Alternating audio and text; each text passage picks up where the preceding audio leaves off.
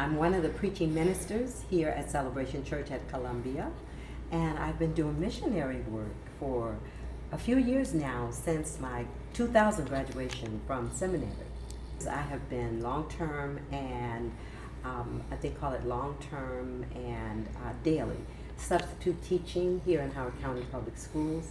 And that's been measurably satisfying, but I knew there was more that I should be doing. So my niece encouraged me to get with this group called Zip Recruiter. And I thought, oh, you know, applying for positions is scary because I already applied for 800 over the past 19 years. So I thought, you know, really, I don't know that people are going to respond well to someone in my age category. She said, just put your resume on there because this way they will dole it out all over the nation, and that keeps you from having to do so much of the footwork.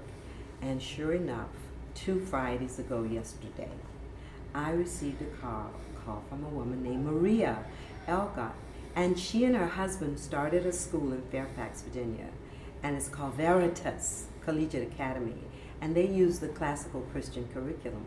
She calls me on a Friday afternoon, and she just starts right in as if we had been knowing each other for a while, and she says, you know, you're perfect for this position. I have a position for you. It's in our school in Hungary, and you're just perfect. I've read and reread your resume, and I've prayed about it. You're absolutely perfect. We want to know if you can come in for an interview on Saturday. So I said to my niece, am I dreaming? Is this really happening? I need you to help me process this, because it was just so suddenly. And I remember hearing a song that a woman named Minister Vicki Smith sang in this church. And I listened to the lyrics to the song, and I said, I've never had a suddenly experience with God. So it stayed in my spirit over these years since I first heard it. So I said to my niece, is this a suddenly God moment? So I said, well, let's rearrange our schedule for Saturday and let's go on out to Fairfax. We did, and we met the Hungarian directors of the school there in Budapest. And so they liked me, and it was just a simple interview, and they said, can you come back and sign your contract Monday? Wow. So I'm saying to my niece, you know, we haven't done any vetting. What's really happening here? It's all surrealistic. And so I asked my Bible teacher, and she's my small group leader, Bible teacher, and prayer partner. I said, is there any chance you can go with me to Fairfax, Virginia? Short notice. I know you have many things scheduled for Monday. That would be this Monday, would be 2 weeks ago. I said, because I need somebody else to lay eyes on this and pray with me, and my niece is unavailable to go. So she joined me, and she said we were there for several hours. She said, I'm not hearing anything from God that says all of this is not legit. Well, in the interim, my family is saying, well, you go do the vetting through the State Department. We don't know. What is this? Nobody offers you a position like that. They didn't ask for references. They didn't ask for transcripts. They didn't ask to take drug tests. They didn't ask for anything, nothing. So I said to Maria, I said, you know, this is a little scary. You're offering me this position and opportunity. And I mean, she said, I'm charismatic. She said, the Holy Spirit told me you're the person. She said, this is a Kairos moment. I said, all right.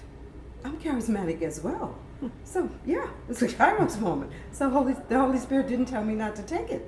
So we're together. So 1 week later, it's as if that Friday, she said, the Friday the 19th, she said it was a Kairos moment. 1 week later, a 65-year friendship that I have, a childhood friend, 65 years with friends. She writes me this wonderful response to having shared with her this and says, this is a Kairos moment. She knew nothing about what had been said to me. And she went on to detail how God does things in this Kairos moment. I said, well, it's been sealed. It's a done deal. And they just kept saying, you have everything we want. You have everything we want. And then it was a really funny moment with the Hungarians. They said, can you do a gospel choir? So I thought, wow, they're stereotyping me. Because everybody brown can sing and they can do a gospel choir. Well, the fact of the matter is I've done several gospel choirs for years. Wow. And I thought, okay, this is God. So another friend of mine a week ago this past Friday said, I hear you struggling to try to figure out how to clear out your house and get all this stuff settled and get people to take care of it in your absence. He said, you know what? Why don't you just give up everything? And I thought, because we like our little trinkets and our stuff, and they have all kind of precious memories attached to them. I'm thinking, okay, wait a minute, let me just wrap my mind around this. I want to be fully surrendered. I get that. But everything? He said, yeah, why don't you just give up everything? Why don't you just give up? He says, listen to me. Do you think you can give up everything for God? And then God would say to you, ha ha ha. You gave up everything. That's on you. He says, it's not going to happen. Just give it all up. Give up everything, all your trinkets. Just live out of suitcases and see what God will do. So I lived with that for a little while. And I thought, okay, I'm giving up everything. All my trinkets, everything in my house. I'm going to have 3 suitcases. And that'll be my life. And a few little treasures I will send to my home in San Antonio, my native home. But everything else, I'm going to forego. And now I have a chance to see for myself, what does God do in a fully surrendered life? Right.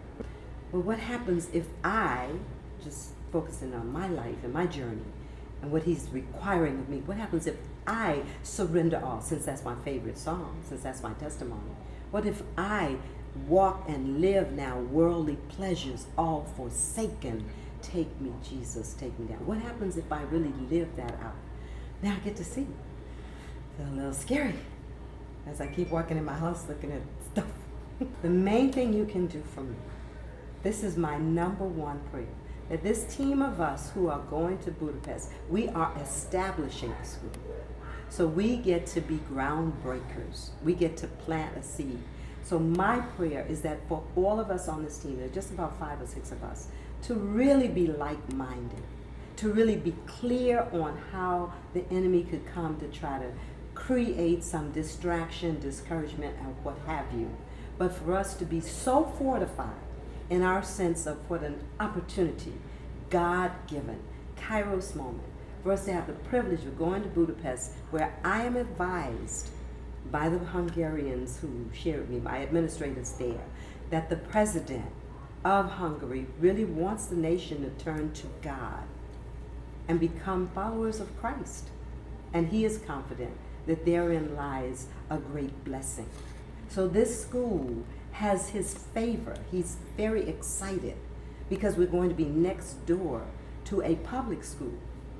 And in the public schools, the Prime Minister, I'm not exactly sure of his title, President of Hungary, would like for his students to have chaplains that come, they go to their counselors in our nation's public schools, and they get counseled and wisdom. But he wants them to get it from a Christian perspective.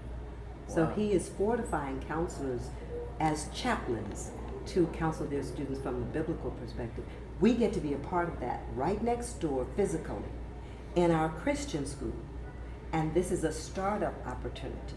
So my prayer is that we will be on one accord and that we will allow ourselves to model what it means for the love to flow from heart to heart and breast to breast, so that these people will be drawn to the Jesus that they see in us. That is my greatest need. That is my number one priority. That's my prayer. And of course, unfortunately, there's this nasty little bugaboo called money. And so startup money is imperative. I only need startup money, the money to sustain myself. They're provided. But I wouldn't get that first stipend until it's October 10th. So I just need a little startup money.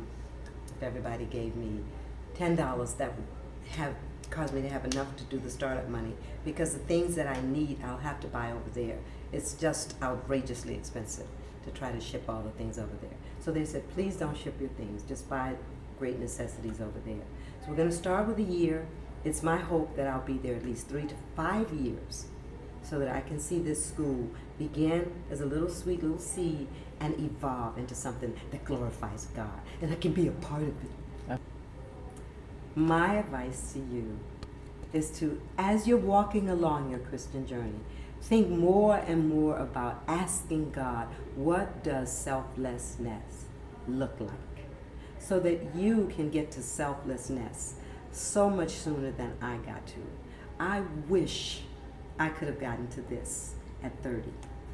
I cannot imagine if I had been this selfless at 30, since this is how it all has come to be anyhow, how much more God could have used me, and what a privilege it would have been for me at 72 to have been used of God for 42 years in a measure of selflessness that so pleases God. I don't know what that would look like for everybody, but each of us, we can ask God for ourselves, God, what would selflessness in me look like to you? And so that's what I would encourage you to do. God is so gracious and merciful. He has no objections to you enjoying life. I mean, for me, when I went on my first missions trip, he threw in Tokyo, Japan, Manila, Philippines, Guam. It was amazing. I was like, I didn't expect all of this. And he threw it all in, so to speak. And as I went through all of the rest of that aspect of it, I thought, wow, God, you can't beat God-giving. Selflessness is a treasure. So consider it along your journey. It took me 42 years. Maybe it won't take you 42 years.